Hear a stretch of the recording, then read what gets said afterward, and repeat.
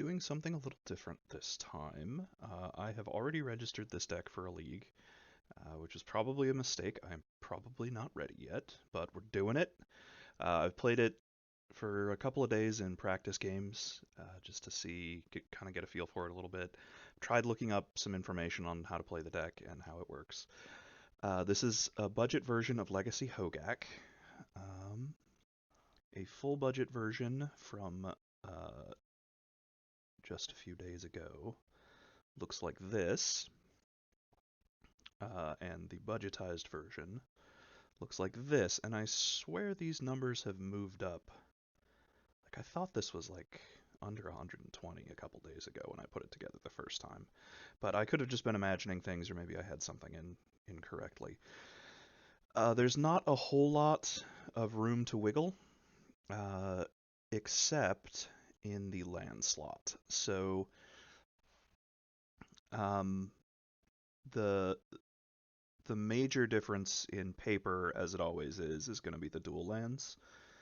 But if you switch this over to MTGO, the dual lands are actually not very expensive. Um, and most of the cost, I mean, the dual lands aren't cheap either, because it's using the blue duals like Underground Sea. Um, but the fetches are what kind of gets you. Having put the deck together and played with it a fair bit, these are definitely the optimal fetch choices. And if you have a chance, or if you have some of these cards already, you should almost certainly be using Misty's and Verdant Catacombs. I kind of went with the any black fetch will do, and one thing that I noticed pretty quickly is that I almost always wanted a Verdant Catacombs. Uh, but for the most part, any black fetch will do for most of the slots. Um, just about all of the lands in the deck produce black mana.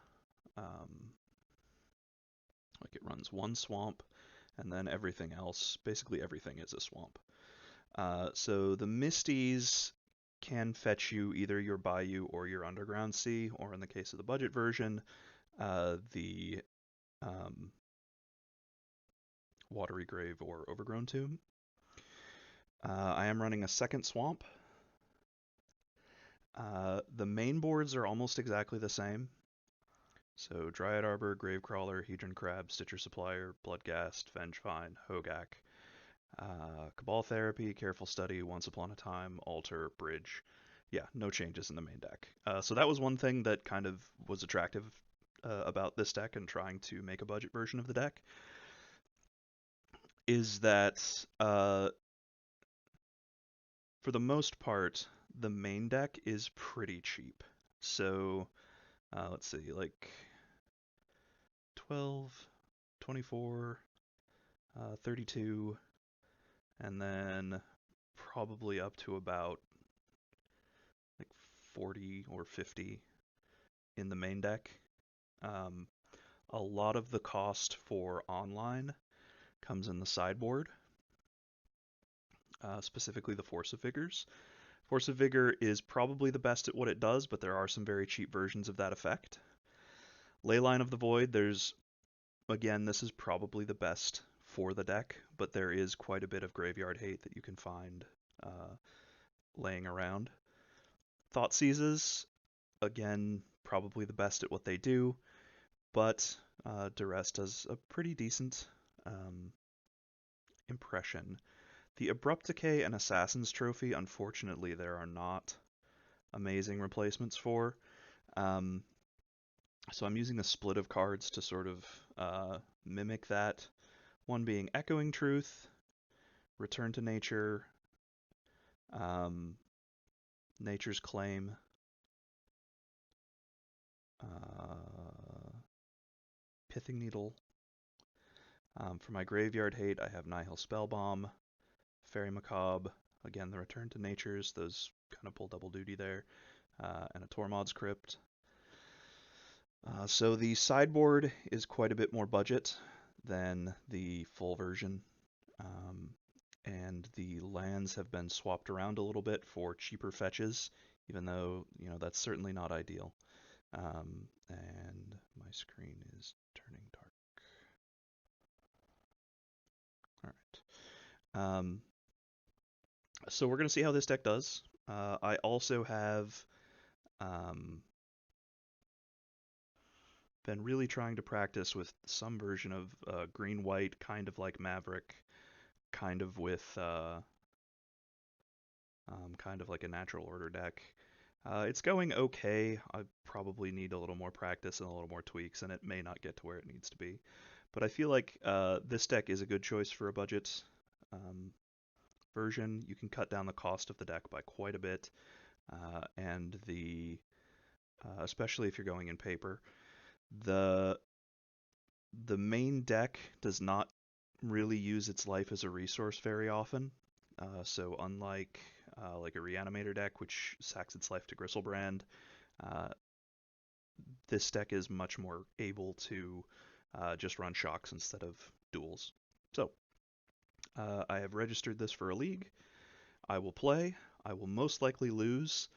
That will most likely, well, not most likely, but uh, a lot of that will probably have as much or more to do with my inexperience with the deck as it does with any failings that the budgetized version of the deck might have. It's possible that people can think of better replacements for some of the budget cards, and if so, feel free to let me know. One thing that I don't know why it didn't occur to me before, but it just occurred to me right before I was about to start, and I'd already registered the deck, so I can't switch the list. Um, Instead of these echoing truths, if there is a bounce a permanent spell with flashback, that might be better.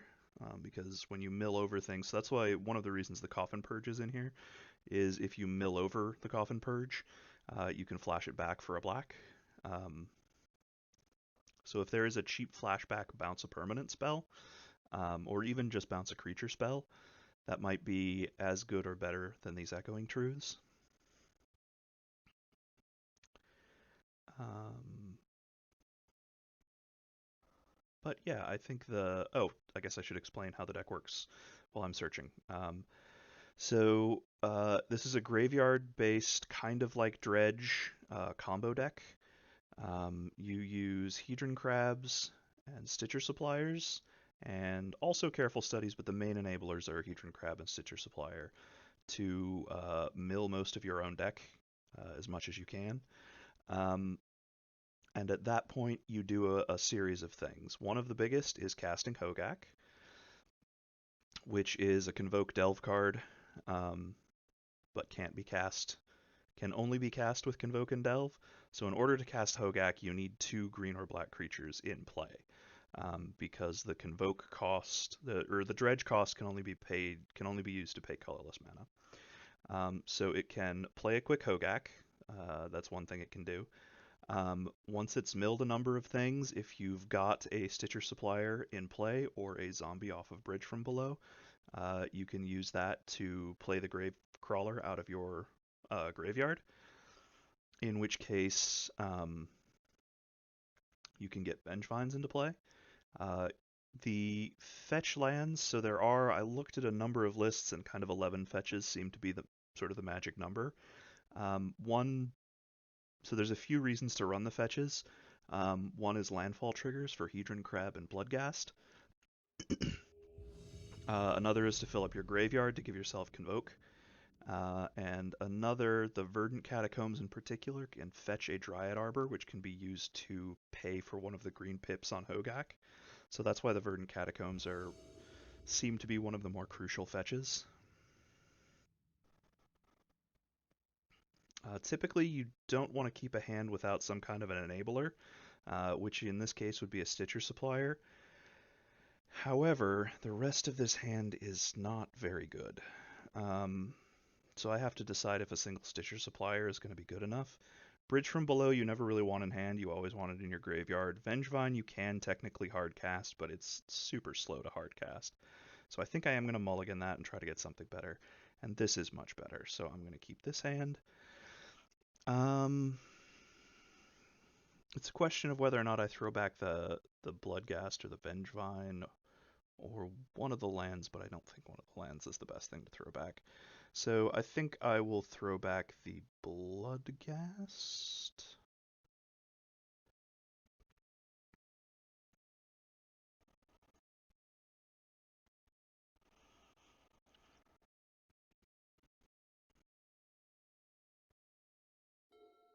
Don't need an upkeep stop there.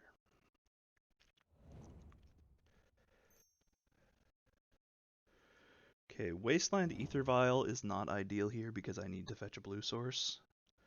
Um,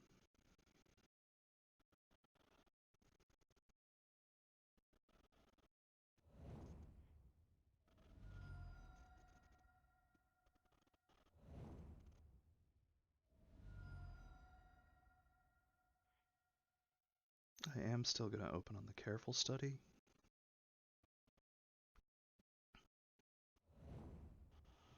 And ditch two Vengevines.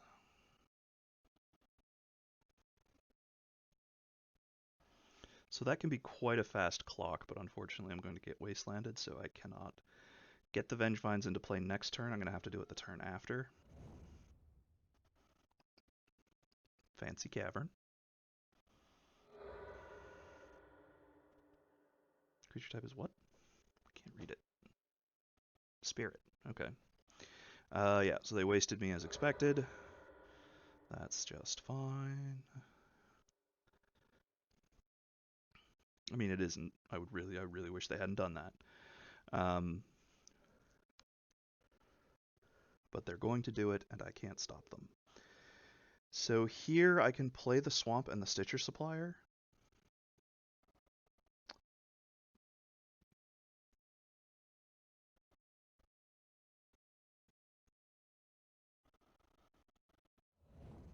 But I think my best line is to play out one Hedron Crab and hope they don't have another Wasteland.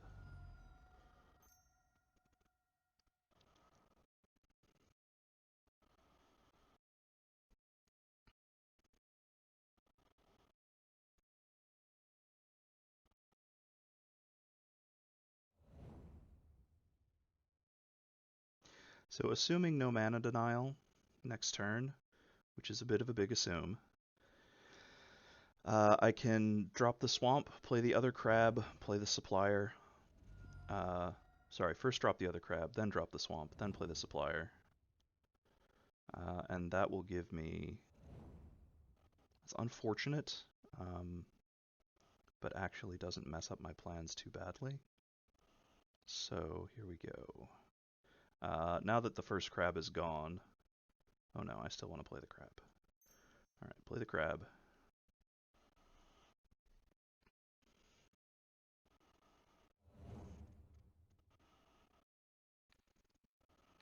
Play a Swamp, mill myself. I am a little slow playing this deck. Did get a Cabal Therapy, which is nice. Play out the Supplier.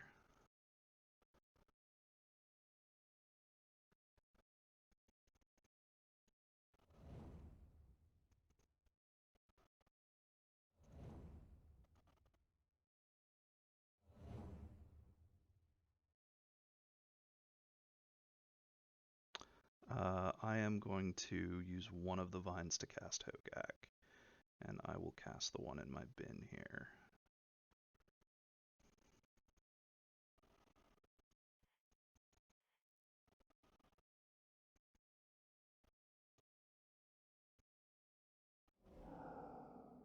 Just getting rid of stuff that doesn't come back, basically. Okay, they forced Hogaak, which I don't actually care that much about, because I can just play him again next turn.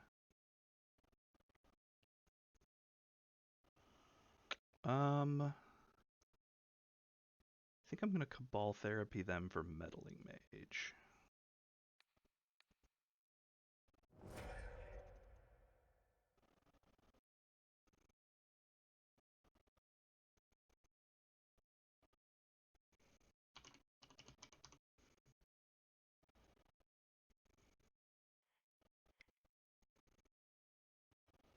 Spell Queller and Stoneforge.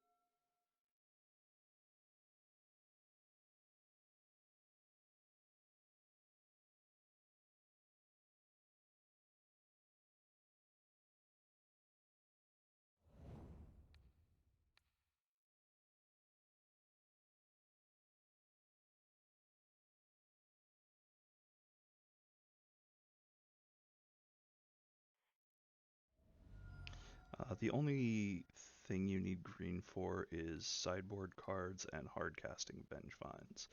There's no reason to fetch green other than that. Did I get a bridge? I somehow did not manage to get a bridge. They have a Batterskull in hand, but they can put that right into play. And Spell Queller is converted mana cost 4 or less.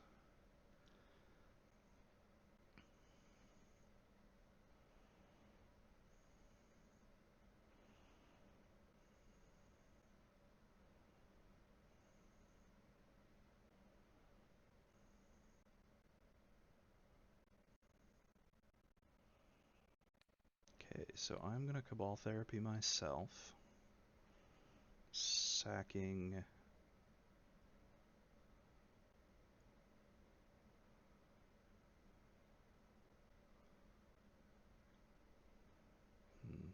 I guess I have to sack the crab.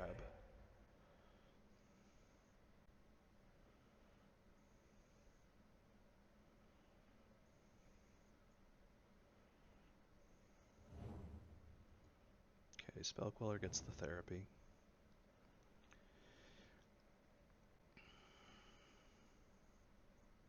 So if I had a bridge in my yard, I could swing in, get a zombie, use that to recast a Gravecrawler, and then cast a Hogaak, and then I would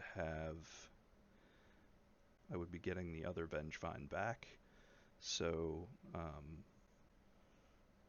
the attack wouldn't really hurt me, but I don't look to have that option. So I can't really swing with the Vengevines. So when I swing with the Vengevine, they're going to put a Batterskull into play.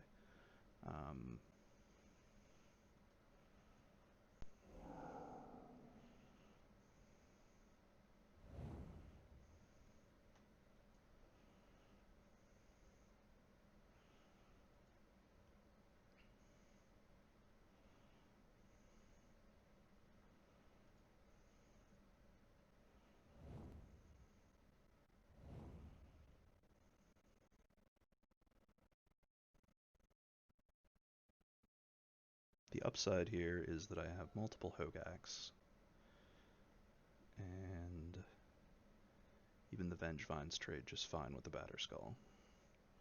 The Vengevines will eventually come back.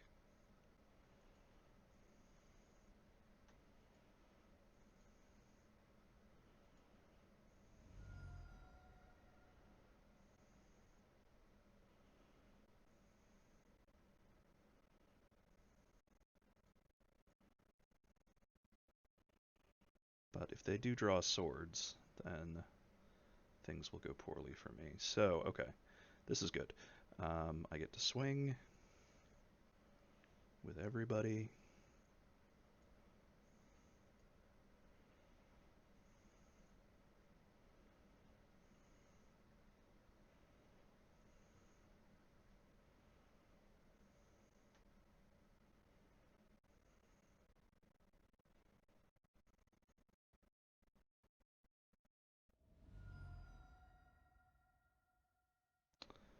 And then cast a Stitcher Supplier.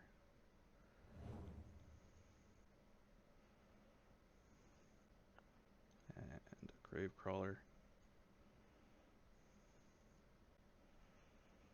And Gravecrawler can't block, but it gets back a Vengevine, which can.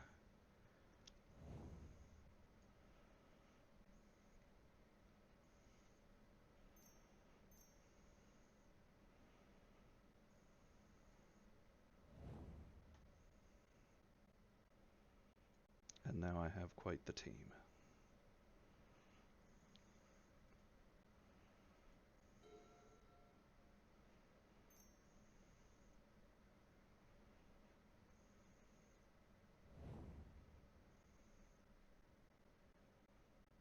This is fine because Hogaak tramples. Okay. So they are some kind of Spirit's Vile deck. I don't think Duress is very good against them because most of their stuff is creatures. Didn't see them trying to use their graveyard really at all. I am going to assume they're bringing in some graveyard hate against me, and I'm going to bring in these things. One of the people I've seen playing the deck really didn't like the careful studies on the draw, so I'm going to take those out. And then people usually seem to just shave stuff afterwards, so I'm going to go ahead and shave probably just a Bloodghast and call that good.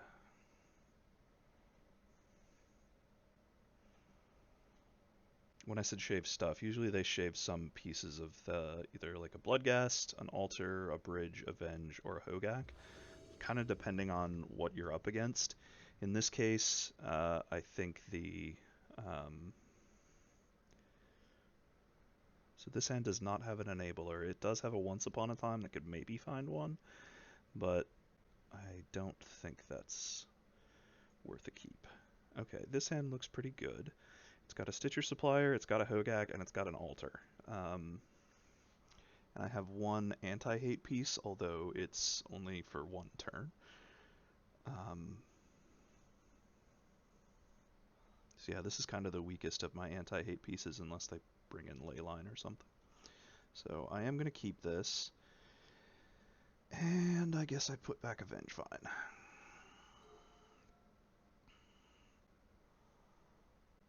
Plains, Ether Vial.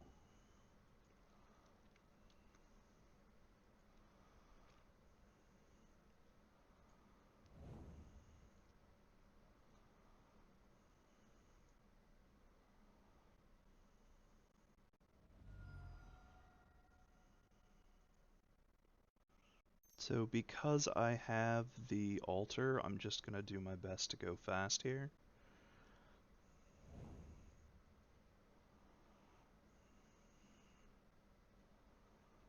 Okay, and I did get a Therapy and a Gravecrawler, so what I don't want to see here is untap Rest in Peace. That would be a disaster.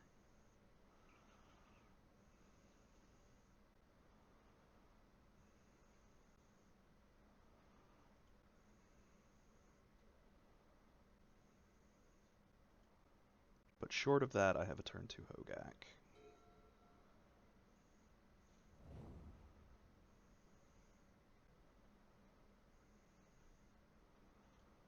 Swords is honestly pretty bad in this situation, because I needed the creature in play to cast my Hogaak. So that is going to buy them quite a bit of time, except that it... Oh no, I still needed it. Okay. So what do I do? So Dryad can start casting Hogaak, but I can't get back Gravecrawler. I think I just drop this Bloodstained Mire and leave it as a Bloodstained Mire and pass my turn.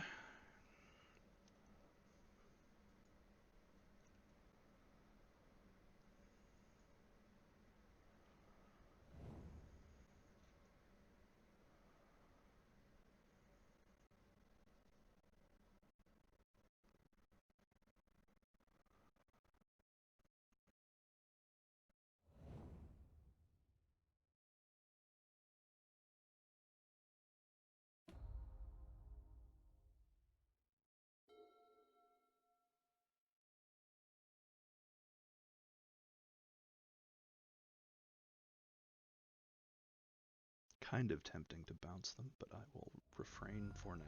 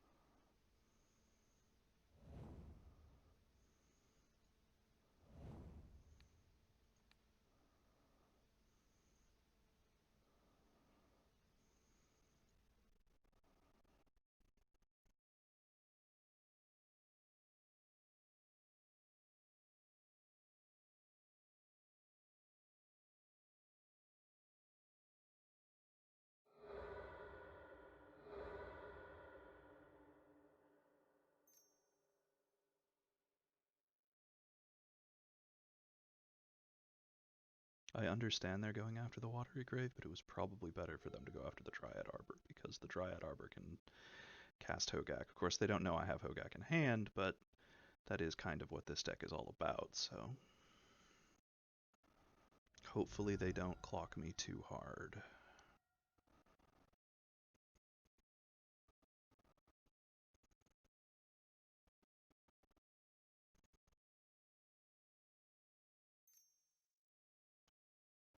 Well, I guess there's no reason to do it yet.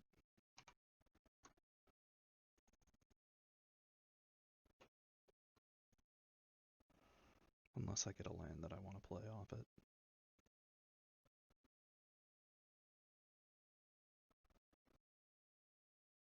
So what I'm really hoping for off this Once Upon a Time is a Stitcher Supplier, or even a Gravecrawler.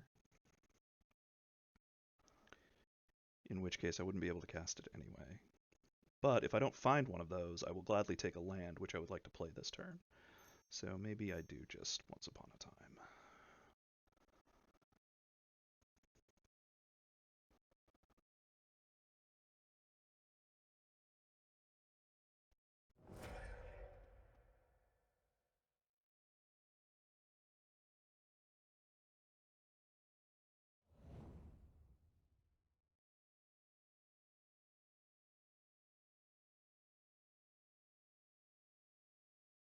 Don't actually feel too bad about that.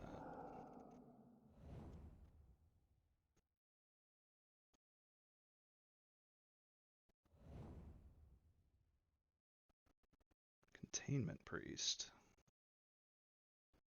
Enter the battlefield and it wasn't cast, exile it. Okay, so that doesn't stop the things I'm playing. Because I do cast Hogaak. This is non-token, right?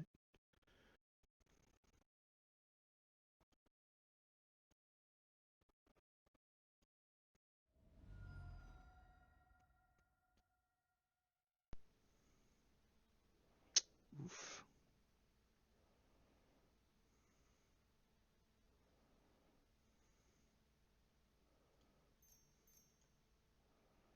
Well, I might as well play out the altar.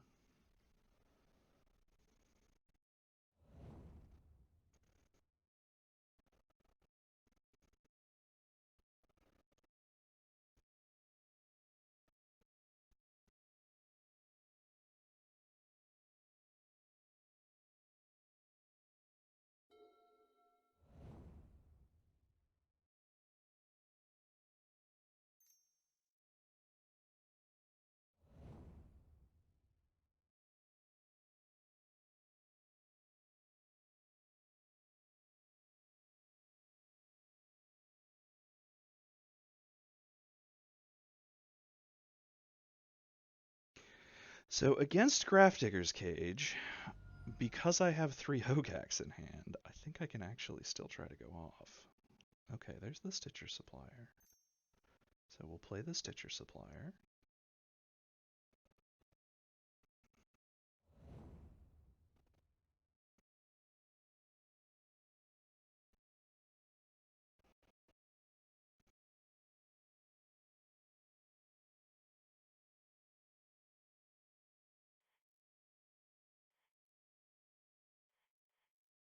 A green, black.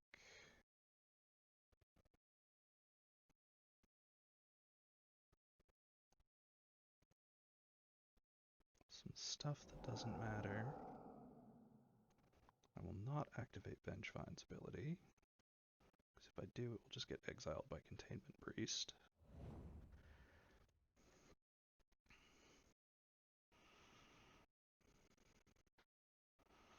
So the thing that's getting me stuck here is that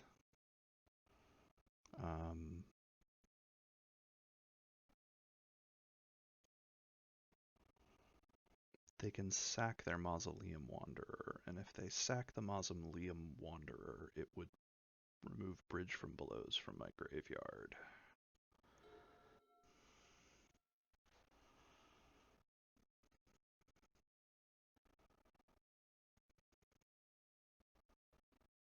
So I take 2, and that's fine.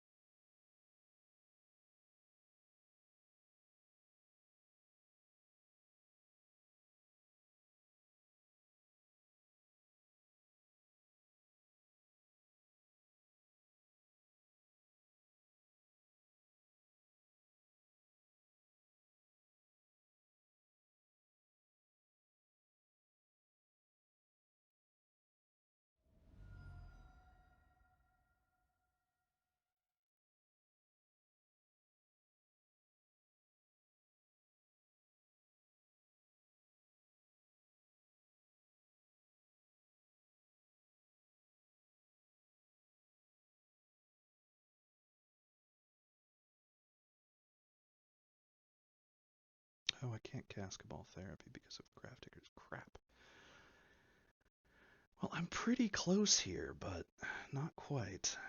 Um,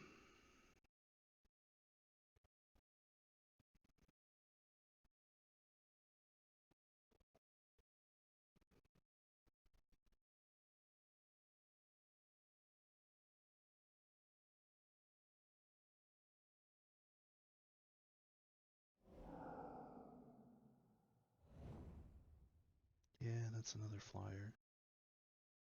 Okay, so they got me this game. So they have Containment Priests and Graph Digger's Cage. Definitely bringing in Nature's Claim.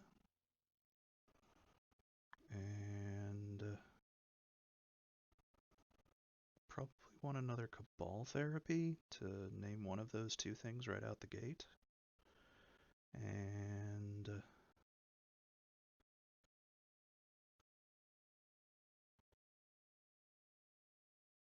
I suppose just pull my Bloodghasts.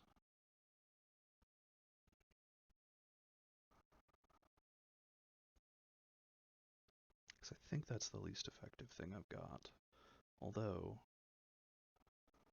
that really cuts down on my... Okay, let's see. Maybe I'll leave in 2 Bloodghasts and pull 1 Bridge. Okay.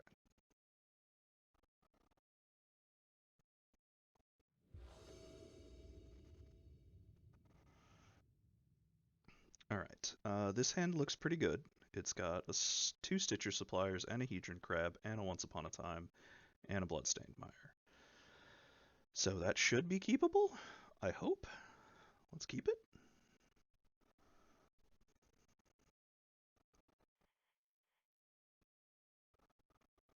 Let's start the Once Upon a Time. I'd like to take the Hogaak, but I think I'm kind of committed to a second land.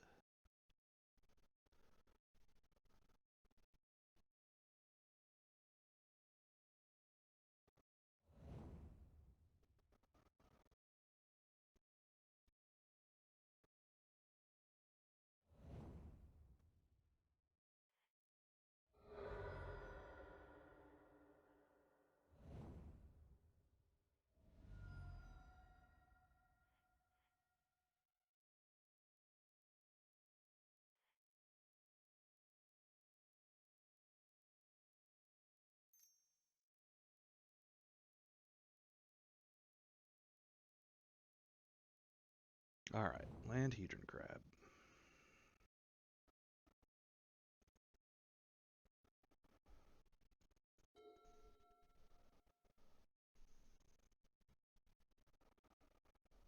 Island Pass?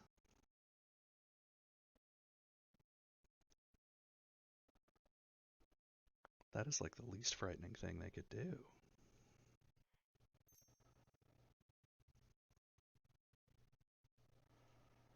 Hedron Crab?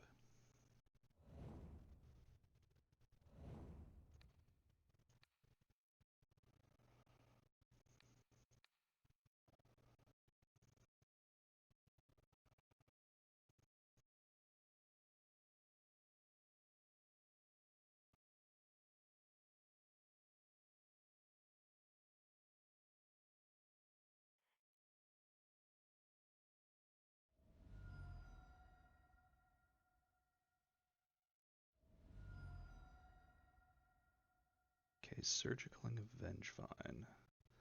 That kind of sucks, but I still think they're in a lot of trouble.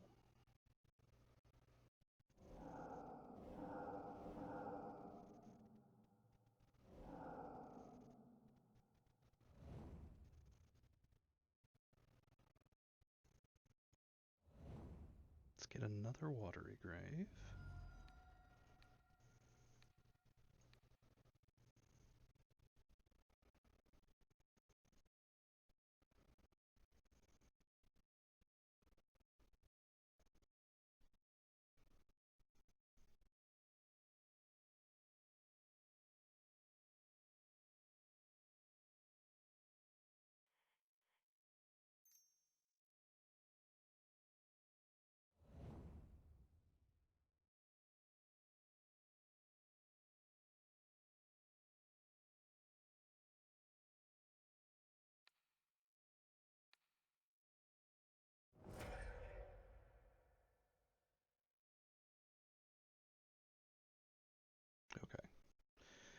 they see that they're done because Hogaak is coming into play.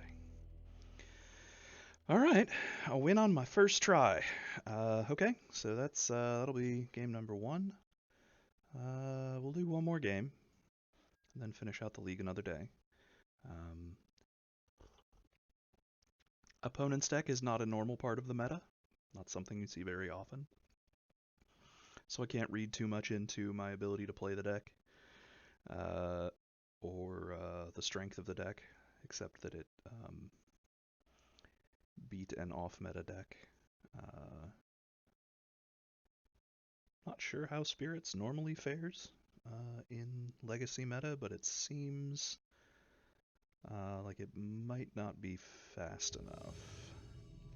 Um, but I could very much be wrong. That is my extremely uneducated opinion. This hand is okay, I suppose. I would really like a fetch land, but I guess can't have it all.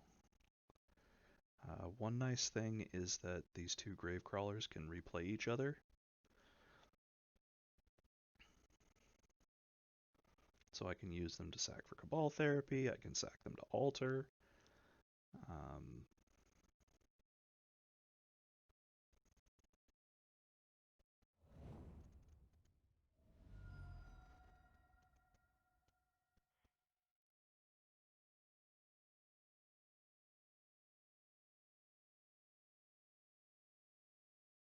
actually think I'm going to protect the Grave Crawler, in which case I should have, or protect the Hedron Crab, in which case I should, no, I needed to play the Watery Grave out first, if I want to play the Crab next turn.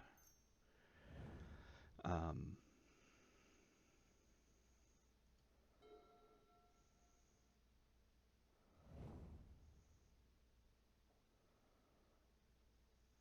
before making my land drop.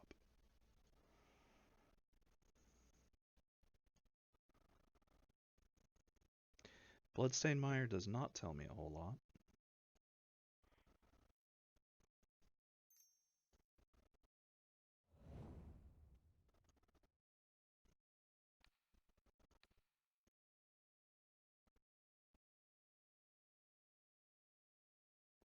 That is not a particularly good mill.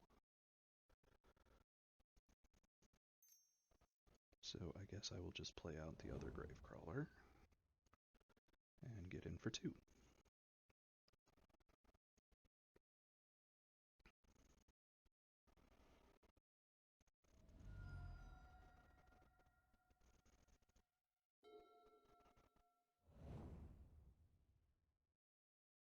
Taiga. Oh, they be storming.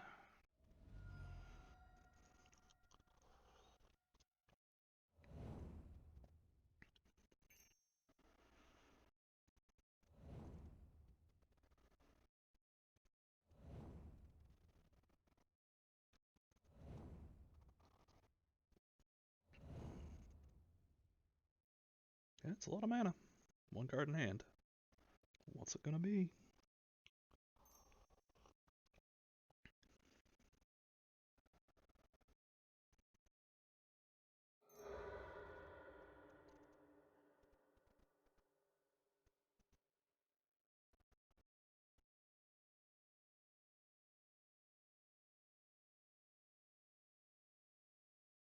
Were they supposed to crack that for blue? I think they were supposed to crack that for black. Maybe they're still okay.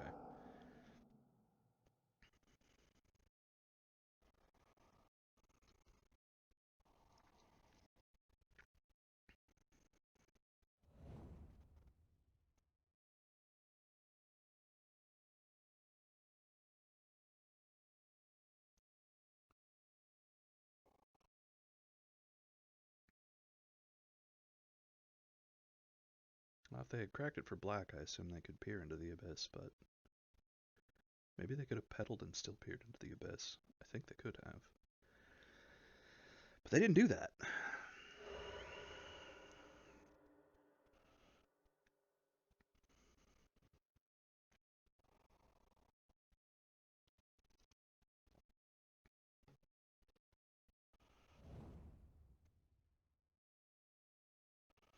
I doubt they'll leave me with this hand because they have Echo and Graveyard, so if they can get up to 3 more mana, they can recast Echo. But if they do leave me with this hand,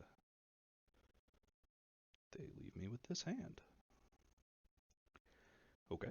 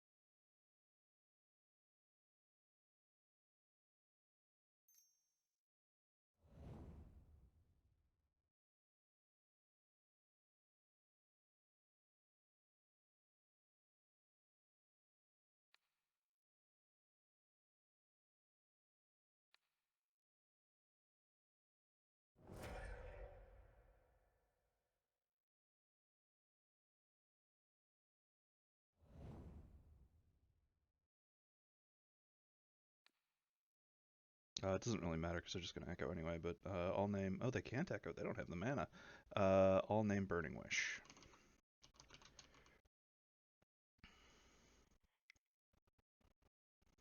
Got one.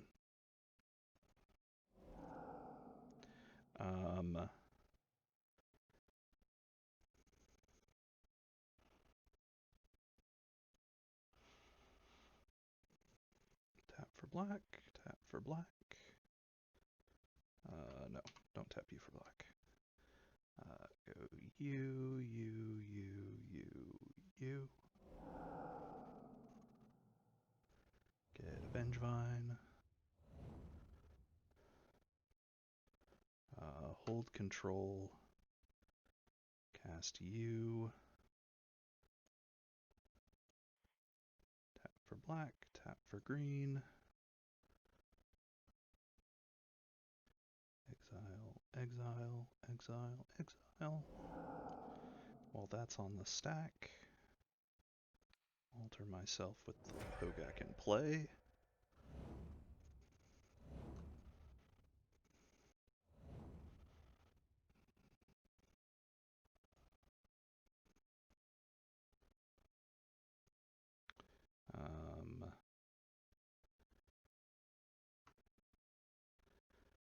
Play the Hogaak. Black, black. Do you. You.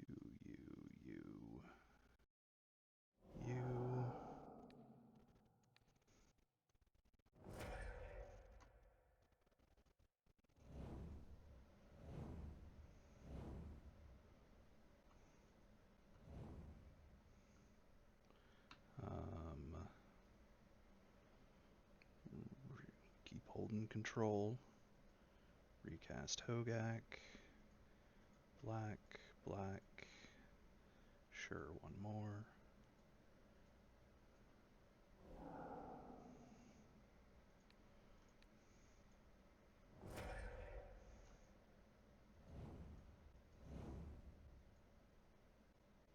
Okay.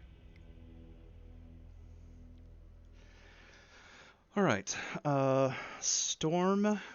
Stormy Storm. I don't think Graveyard Hate is particularly great against them, although they were like super quick to Echo. But maybe they've learned their lesson. Duress is good. Cabal Therapy is good. I think I want Nature's Claim. Yeah, maybe I do want the Spell Bombs. So I'm worried that they're a slightly faster combo deck than me. Maybe that means the Spell Bombs don't help and I should bring in a Tormod's Crypt.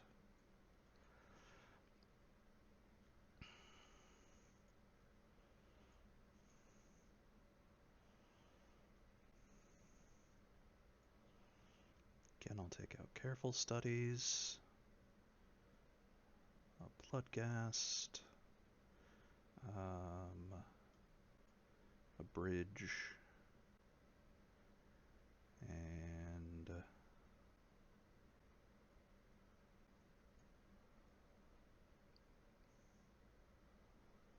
a Hogaak. The advice I've gotten, or that I've found, for fighting opposing combo decks is to just make them discard as much as you possibly can.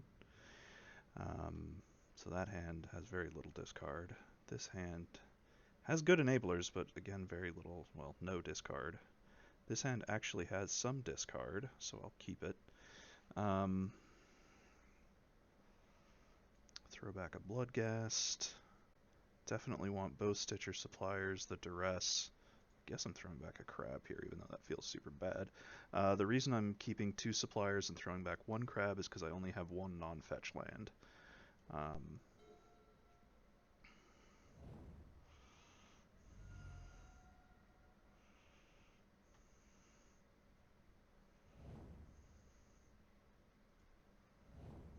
This looks like they're going to try to go off on turn 1 again.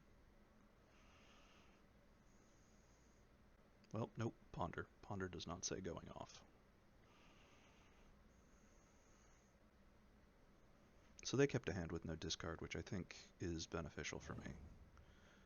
Does not shuffle and draws a card. Okay.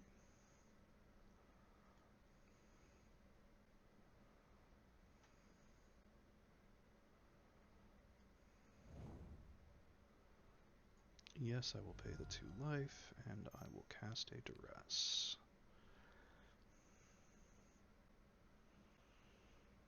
Burning Wish, Brainstorm, Lotus Petal. Do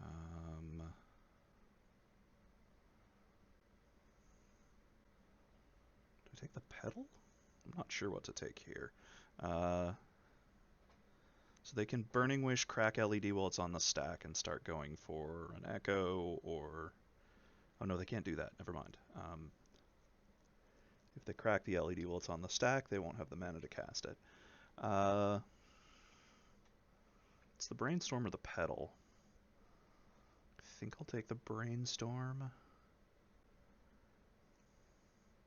But leaving them with 2 Burning Wishes and fast mana. No, Brainstorm will find them more mana than the Petal.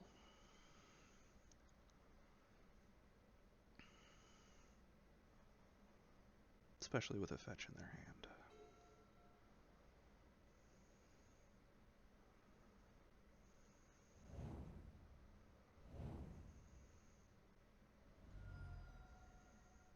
I may be dead here. Or they may just go for an Echo if they can find a way to do it. Like, cast the Burning Wish, get the Echo, crack the LED, cast the Echo.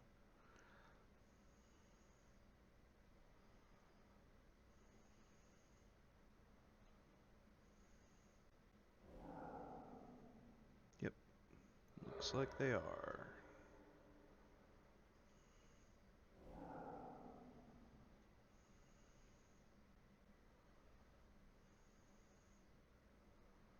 This is not a very good assortment of cards.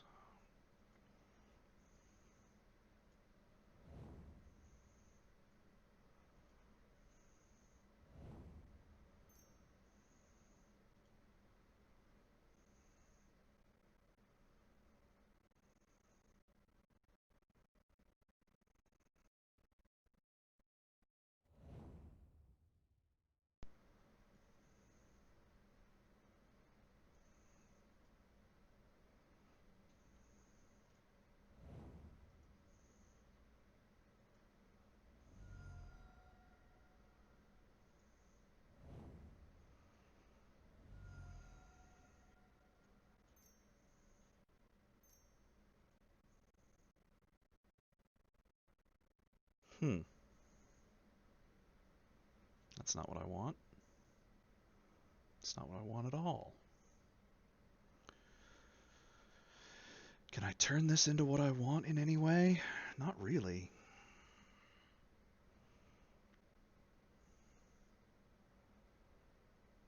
I guess I take a Vengevine and plan to play it and use it to cast the Hogaak and mill myself?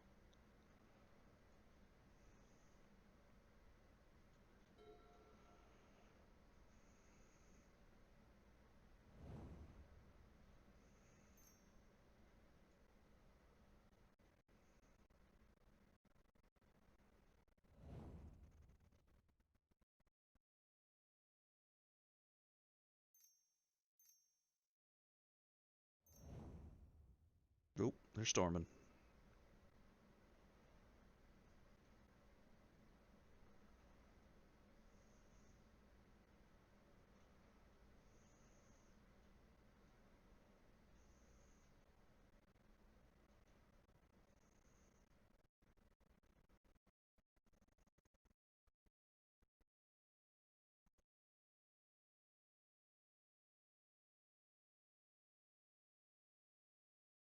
I don't know what they get though.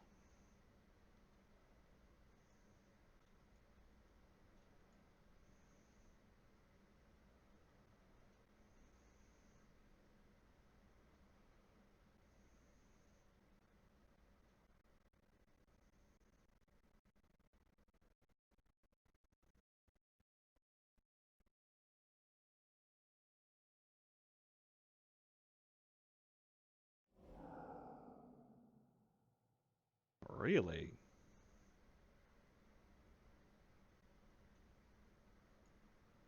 Okay, if they've got a Chrome Mox, they can potentially get a decent sized Echo. Unfortunately, most of my creatures don't block.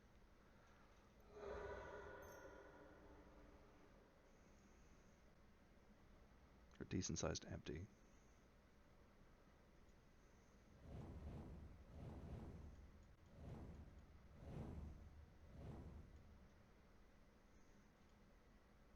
Oh man, did I bring in the Echoing Truths? Sadness. Okay. Um,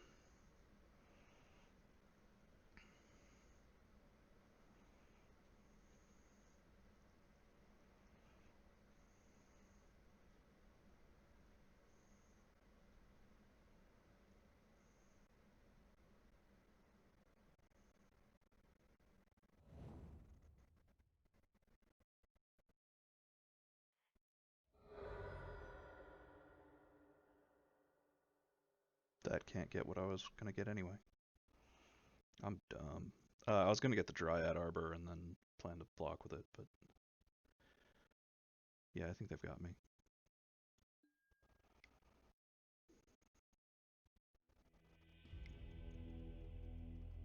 Okay. Yeah, we'll bring in the Echoing Truths.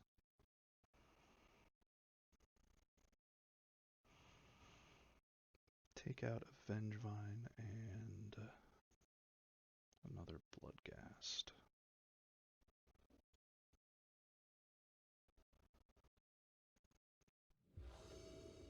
Yes, I would like to play first. No, I would not like this hand.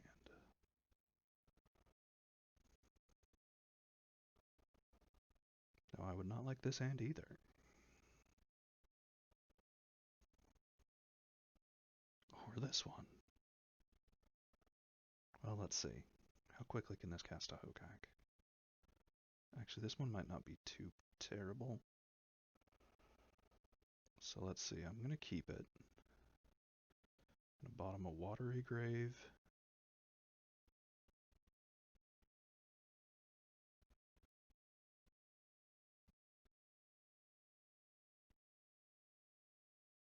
And a Marsh Flats.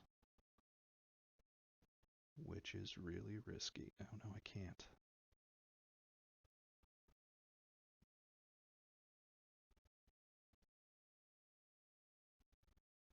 So I kind of need the two Cabal Therapies to disrupt them. But I also need the two fetches so that I can get two, so that I can use one of them to get the Dryad Arbor. I think I might just have to give up on that dream though.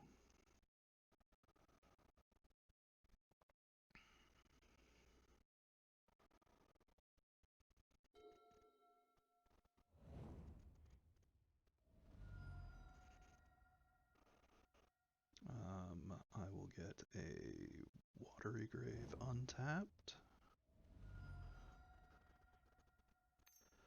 And I will Cabal Therapy them, naming Lion's Eye Diamond.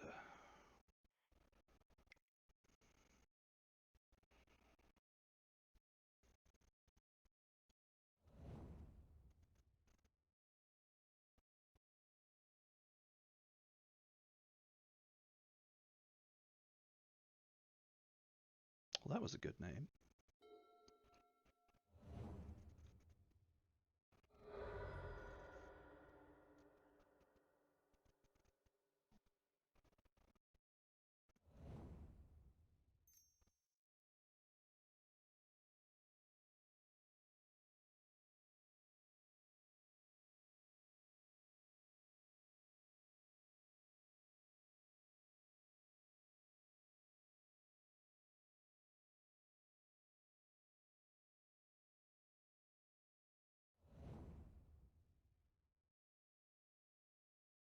They found another one. Brilliant.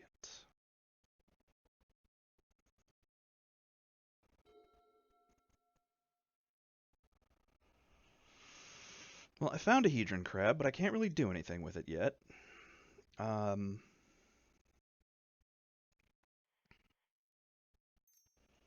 I can do is play a Gravecrawler and Cabal Therapy them, naming Wishclaw Talisman?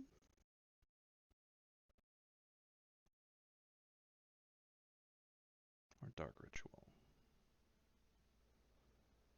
I think Wishclaw.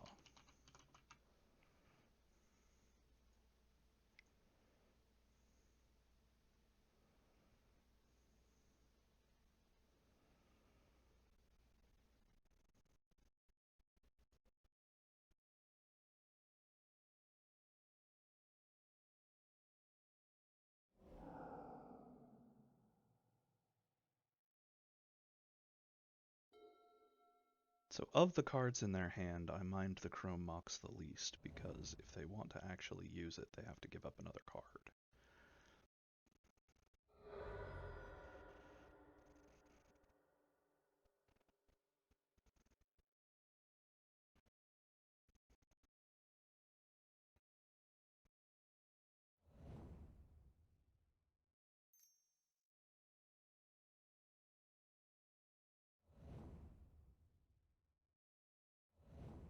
Oh wow, they found Double Ritual.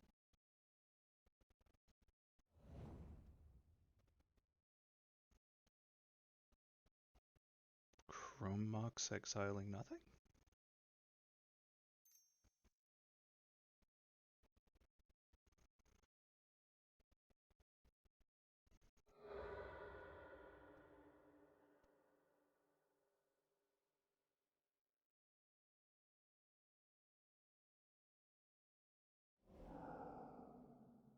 Oh, they've got a pier. I'm dead.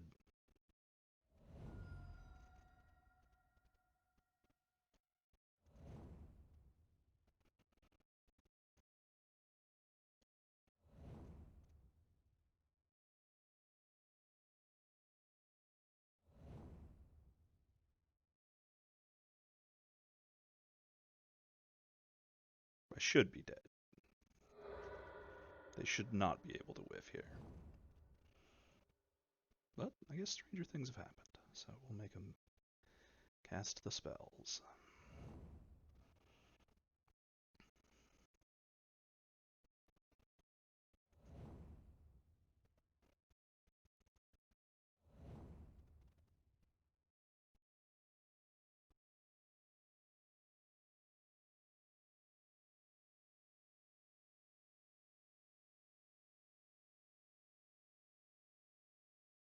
Okay, that's lethal.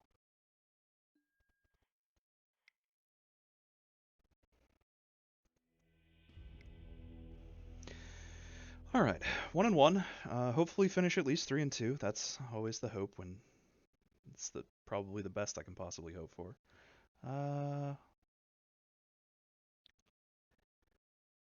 Let me try one more game, see if we finish it on the up or on the down.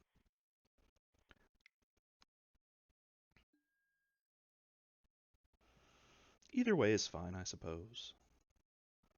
I'm not expecting to do great with the deck on my first league outing, but I do think Storm is probably a poor matchup. Like I said, when I looked for sideboarding advice, most people just said a lot of the fast combo decks are just going to outspeed you, and you have to try to make them discard their hand as quick as you can.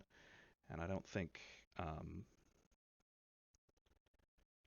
I think I made them discard about as quick as I possibly could that last game. Um,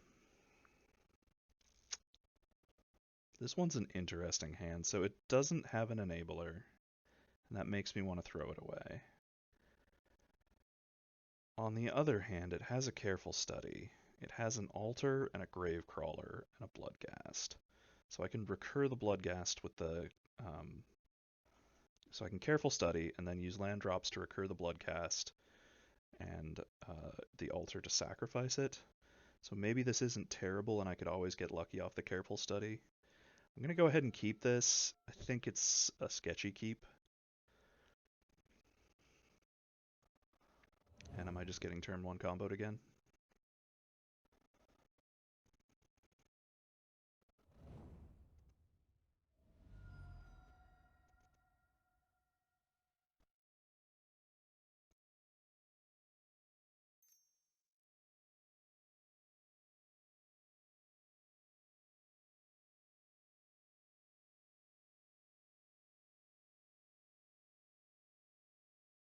I'm not getting comboed, so that's good news. They took the careful study. That's not very good news.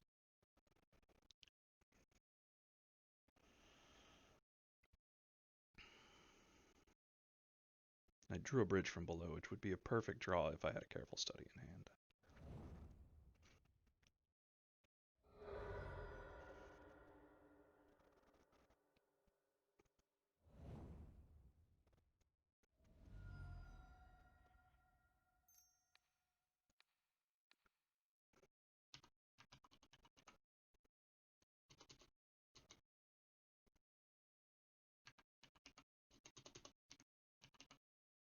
Why can't I spell Balustrade Spy?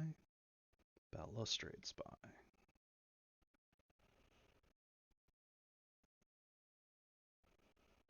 And it's Undercity Informer.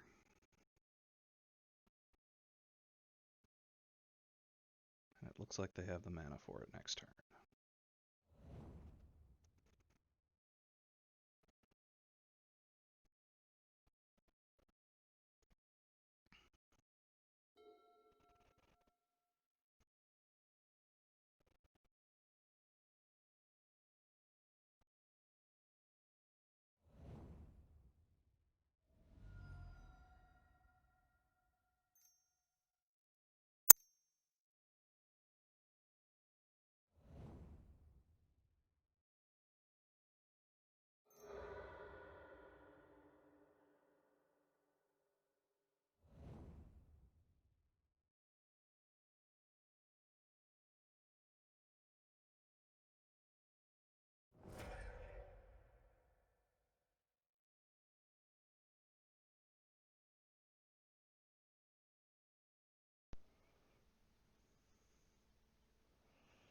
Alright, let's see here.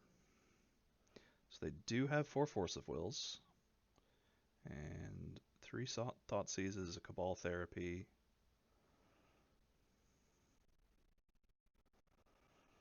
They do have Balustrade Spy, so it was 50-50 there. I'm surprised they didn't throw their Pact of Negation. Oh, no, they couldn't, because then they'd lose. Okay.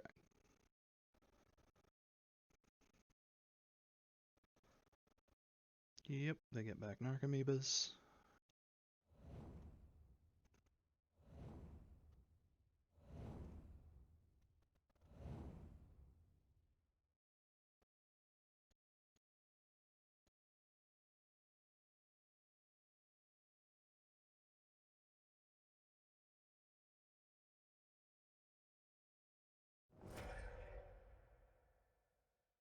And they dread return for Thassa's Oracle.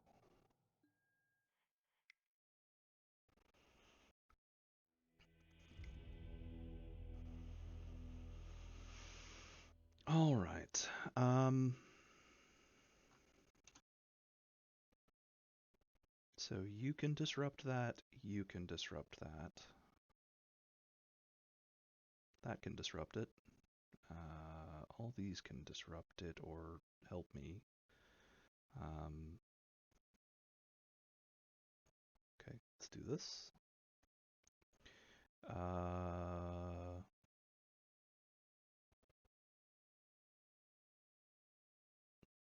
I definitely don't want to be careful studying on turn 1, I don't think. I want to be casting some kind of spell. Oh, Coffin Perch can come in as well.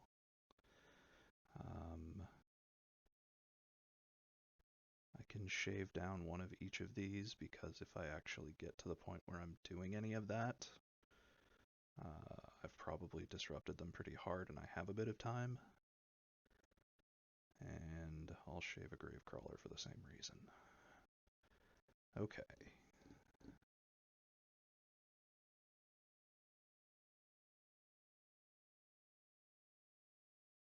Actually, we'll keep the Gravecrawler and trade a Once Upon a Time.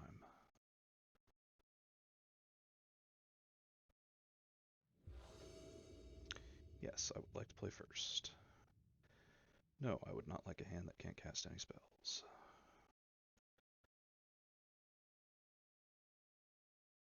This hand I do want.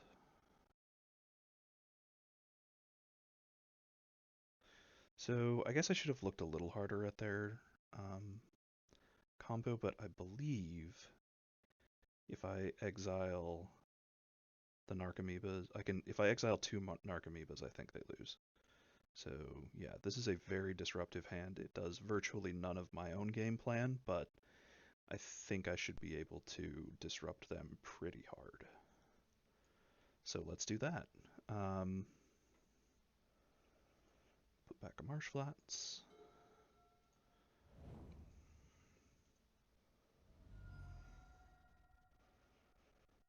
Play a Swamp and a Spell Bomb.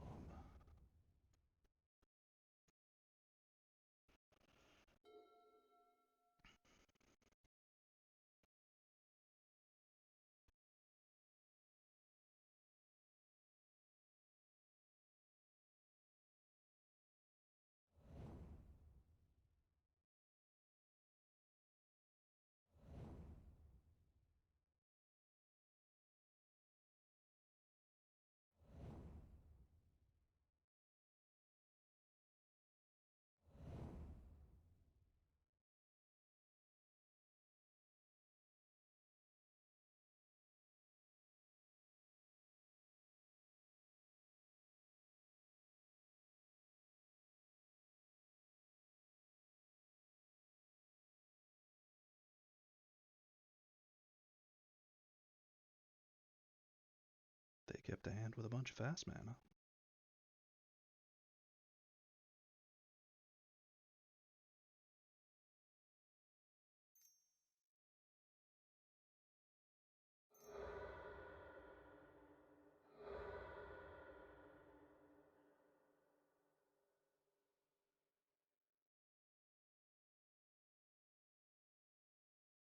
Oh, interesting. They switched to Doomsday. I see.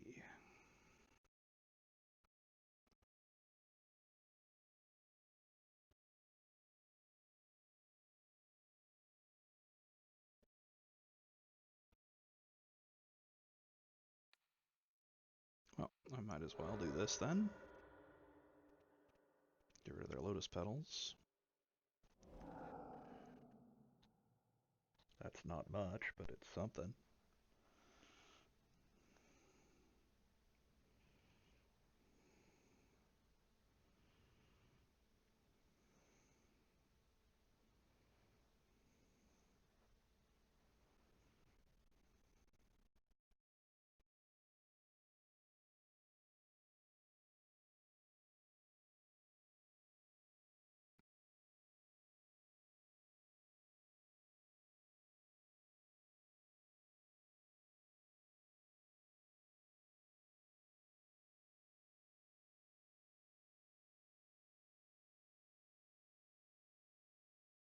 Maybe it was better to open with the duress? So my problem with opening with the duress is that it doesn't get their big combo piece if they're still on oops. Like if I open with duress and I see, like I guess I can take fast mana, so maybe it is better to open with duress. But my thought was next turn, I could duress plus Cabal Therapy, and that's just as strong. Um,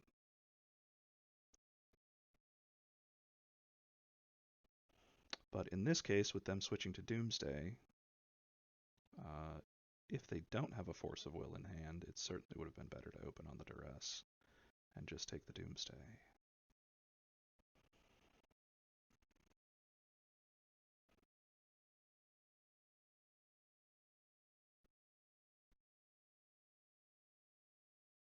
They are attempting to make a Doomsday pile. They may have some important piece in hand, and if they do, then I can actually still win this. So I have to wait it out and just see how it goes next turn.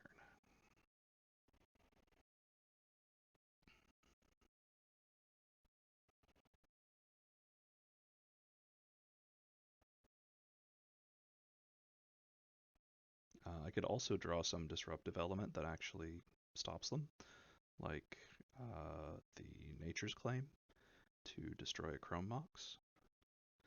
That could potentially win a game if they don't leave themselves enough mana to redundantly cast the Thassa's Oracle. Well, I guess the Chrome Mox can't cast Thassa's Oracle because it's on black.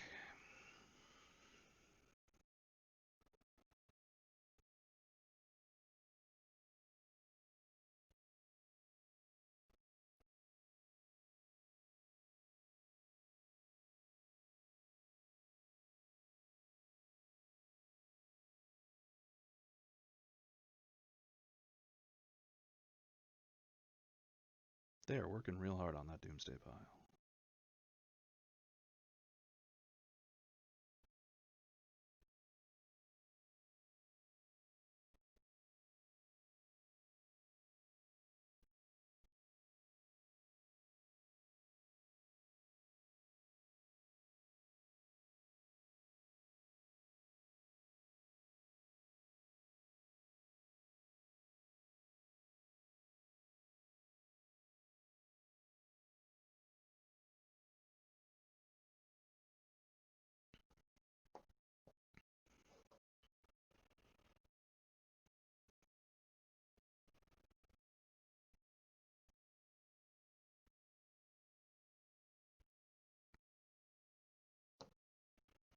Another thing you can do against Doomsday, did this once in the practice games. If you start out with a Hedron Crab, um, and they Doomsday, and pass the turn back to you, and you go fetch land, crack it, you can mill them for 6, and then their whole Doomsday pile's in their graveyard, and they got nothing.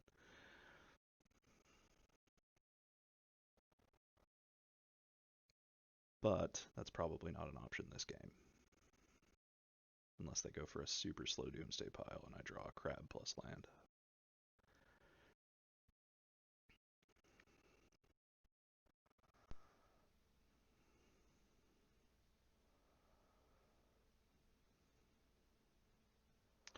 That's why we play practice rooms, opponent.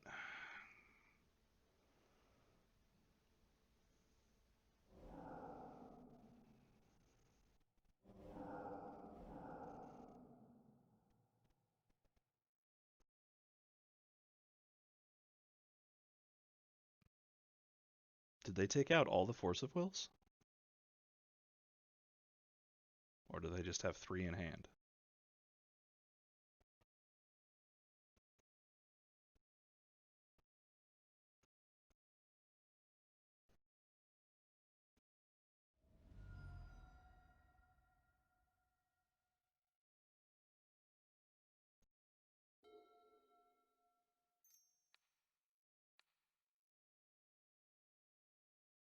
And they brought in Belcher.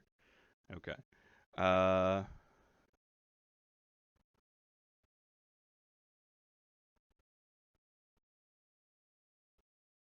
okay. Well, I'm going to take all their mana away.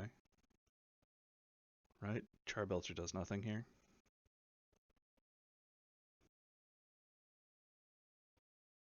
Charbelcher does nothing.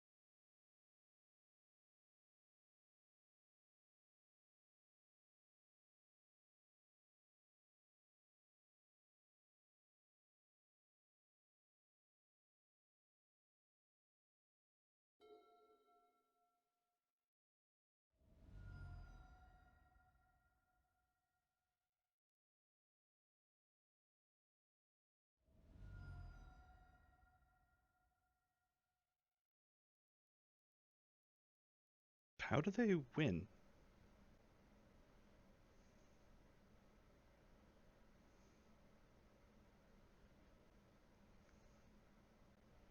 They have no way to produce blue mana and play a Thassa's Oracle that I can see. I could be wrong.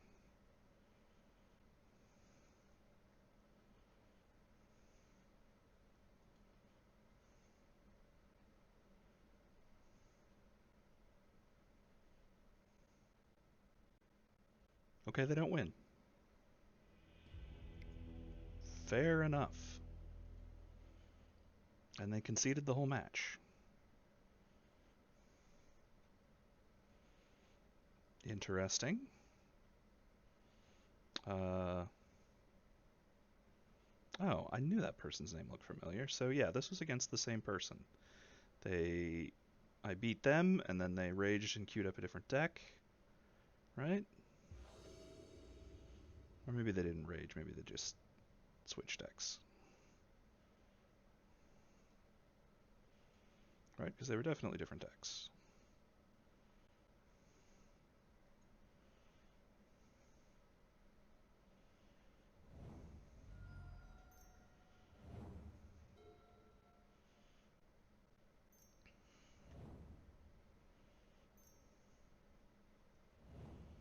Yeah, I know they were. I don't know why I'm watching this. I don't remember what the two decks were, but they were different. The first one was Spirits, and this was Storm. So they were unhappy with the result and queued back into me and stormed me off. So, fair enough. All right. Well, there you have it.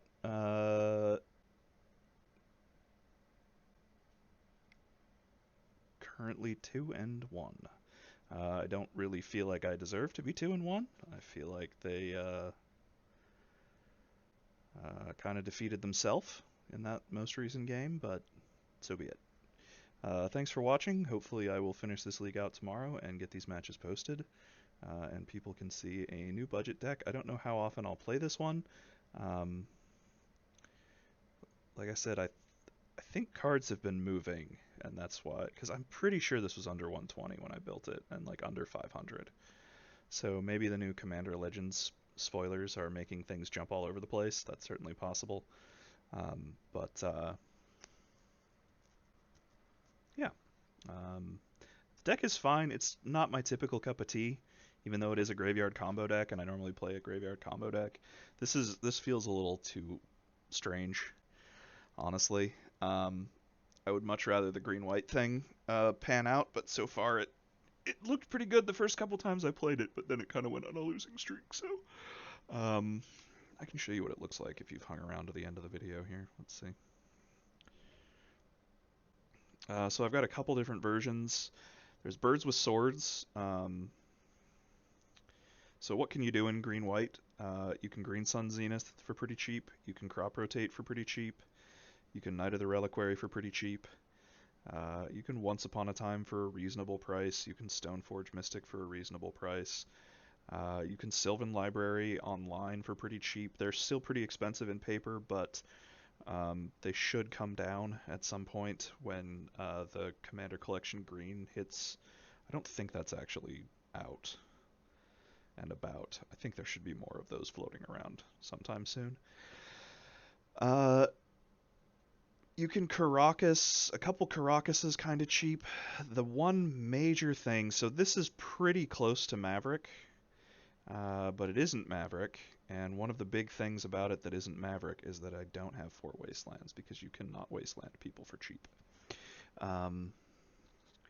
Thalia, Guardian of Thraben, comes in here for pretty cheap, but this deck is really leaning pretty heavily on the Green Sun Zenith, and Thalia is not green. This version is called Birds with Swords. You can't Noble Hierarch for cheap, but you can Bird of Paradise for cheap, and a bird can carry a sword. There's no Jite in here because Jite, I believe, requires you to deal damage, and birds don't deal damage. Veil of Summers are kind of expensive, but they're not bad online. They're kind of bad in paper. So I'm kind of torn on. So the good things you can do out of green are Green Sun Zenith, Natural Order for Progenitus, or possibly there's some other decent Natural Order targets. I think Sigarda is all right, as it mostly bypasses and beats down Oko. The other is Archon of Valor's Reach, but for some reason whenever I look at that, I'm just not that impressed. And I've beaten it multiple times on Reanimator, and it just hasn't felt all that strong. I am running Savannahs. Savannahs online are like extremely cheap. They're like under $1, I think, when I bought them. You can do Ramanop Excavator plus Ghost Quarter, and Ghost Quarter people's lands all the way. So this is a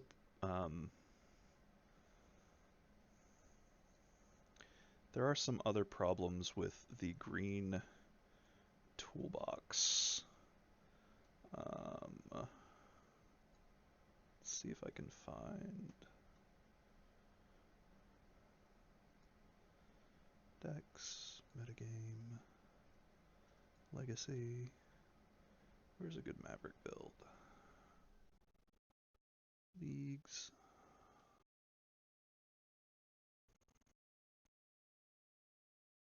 Is this Maverick? I think this is Maverick.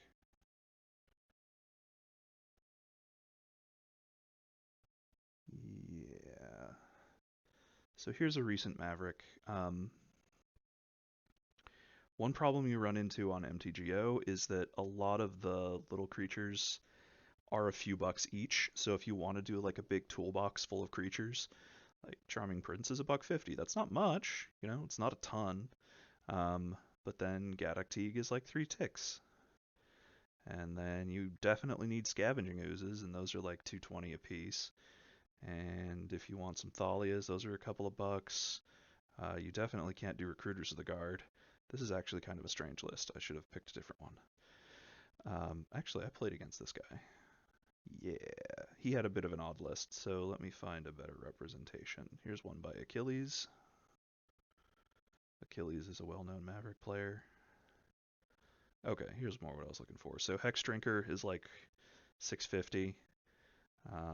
Collector Oof is like 650. I am running a Collector Oof in here because I think there's just some decks this deck doesn't really beat without Collector Oof.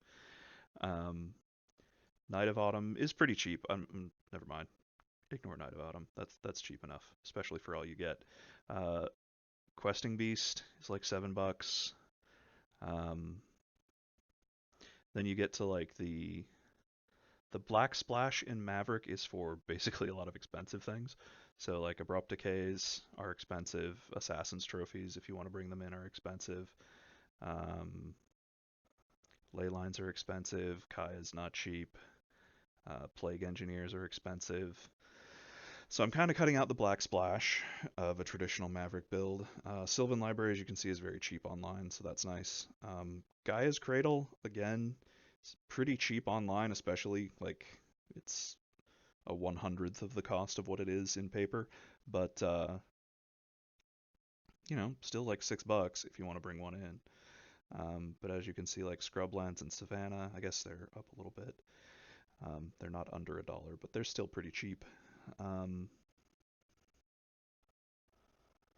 yeah, so if you want to build like a complete toolbox, you're looking at like a fair chunk of money out of your creatures. Um, yeah, so that's kind of one of the problems I was facing with green. So I was looking at the cheap side of stuff when I could get around it. Like I said, I don't think you can get around the collector oof. I think you just have to have it. I don't think you can get around having two scoozes. I think you just have to have them. I really like Xantid Swarm, especially with my natural order plan, because most people are not suspicious of a green sun for one. They'll think you're just getting a mana dork, and then you get a Xantid Swarm, and then they can't counter your natural order. Of course, you do have to untap and hit them with it. That can be a problem, certainly. So, so this is one build. That's the Birds with Swords build. I also looked at a Living Wish build. Living Wish is pretty cheap. Living Wish lets you tutor for lands and creatures out of the board. So with this build, I can just put one Stoneforge Mystic. Living Wish can get creatures of any color, right? I didn't read that wrong. Yeah. So in this case, you can have like a pretty nice little creature land toolbox. In both cases, well, in all three cases, I've got 4 crop rotations in the board. I think crop rotation is an excellent tool to bring into the deck, but I don't think it's without Wasteland. Um, Without things like Wasteland, Tabernacle, um, Life from the Loam, uh, or like a Dark Depths plan. I think it's more of like this is kind of an anti-combo thing. So if you're up against Reanimator, where they're going to try to combo you out on turn 1, you bring in crop rotations and the Bajuka Bog. Actually, there's a Bajuka Bog in here already, but I don't think there is in the Birds with Swords build. Right. So the Living Wish, let's see, Knight of the Reliquary is pretty cheap. It's a good win condition. Um, Possibly I don't need Sigarda if I've got Knight, but Knight does lose to Oko, whereas Sigarda does not. Uh, yeah, so this is the Living Wish build. It's pretty similar, except it's running some Living Wishes to make a more tutorable sideboard. Veil of Summer is obviously a busted card. Sylvan Libraries are like my version of a cantrip, along with Once Upon a Time. Maybe I could, I don't know. Anyway, all these builds are kind of a little bit in flux, and then I have a green-white toolbox, which is pretty much the same. Maybe it is the same, or am I looking at budget? No, Budget Maverick was a mess. Yeah, Budget Maverick is a mess. But you can see it is kind of the same general idea. Uh, there's a lot of powerful things you can do with this deck, but it really, really misses Wasteland.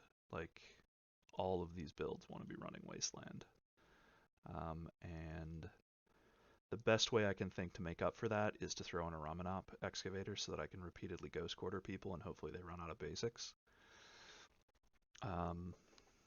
I did spend some tickets to get all this stuff and all the Hogaak stuff, so my tickets are a little low, but hopefully I just win out this first ever Hogaak League, and then I'll be sitting pretty. Um, but yeah, that's kind of what I'm thinking. I have felt a little light um, with all of these builds on removal. Like I start out with 3 Swords to Plowshares, and then bring in 2 Path to Exiles against most creature-based decks. But maybe I just want to go up to 4 Swords. I tried going up to 4 Swords and then cut one for a main deck Mazavith. I don't actually know if that's any good or not. Um, yeah, I'm still trying out a lot of stuff in the queues. Be really good to get the Collector Oof in the main board. So I just before I started the Hogaak League, I played, I think, with the Birds with Swords build against a Karn Echoes deck, and could basically do nothing at all to them in game 1. And then I won games 2 and 3 basically off just a resolved Collector Oof, which is why I think that card is so necessary. You just have certain matchups that you really, I mean, your best hope against like a test build is that they go for a bad Tendrils where you've got a Veil in hand, but that's kind of unlikely. Or yeah, so there's some matchups where you can feel pretty helpless without Gaddock Teague and Collector Oof specifically, but neither one is particularly good in the main deck. Like Collector Oof, if you're running Stoneforge Mystic, it shuts off your swords. Gaddock Teague shuts off Natural Order and Green Sun Zenith. Uh, so there's some nombos there. It'd be nice to get Thalia in, but I run quite a few non-creature spells. Um, Between Sylvan Library, Once Upon a Time, Swords, Natural Order, and Green Suns. I guess if I wasn't running these 4 Natural Orders and those were creatures of some kind, maybe it'd be better to have, maybe Thalia would fit a little better. Most Maverick decks do not run a Natural Order package. This is just me thinking, like, how is this deck actually going to fight through the Legacy meta without Wastelands to win games off of people? And if I can't cheese people out with Wasteland, maybe I can cheese them out with Progenitus, and that's sort of my only thought there. They also don't typically run a lot of Stoneforge Mystics. So like if I just swapped these 4 Stoneforges for 4 Thalias, maybe I'd only want 3 Thalias and another Swords. And then these 2 things for Knights of the Reliquary, I'd have pretty close to a green-white Maverick build. The Xantid Swarm is my own secret tech that I will never give up. I love that little bug. I have not yet equipped a Swords of Fire and Ice on the bug. There's also a sort of Feast and Famine over here. I'm kind of mixed. I wish there was a green-white sword, because green-white sword would protect you from Swords to Plowshares, Path to Exile, Oko, Abrupt Decay, Assassin's Trophy. There really isn't black removal anymore. If there is, it's Assassin's Trophy and Abrupt Decay. So, yeah, Sword of Feast and Famine protects you against most non-red, non-white removal spells. The Sword of Fire and Ice is just the stronger sword because of the card draw attached to it. If you get in with a swing, you can send some damage at a Planeswalker, pick off an infect creature, and then or something like that, or just up yourself to 2 more damage at the opponent, and then also draw yourself a card. So it's definitely the strongest sword for the main board, but there are certainly matchups where it doesn't feel super effective. If you're just going to get Swords to Plowshares and Abrupt Decay. Yeah, so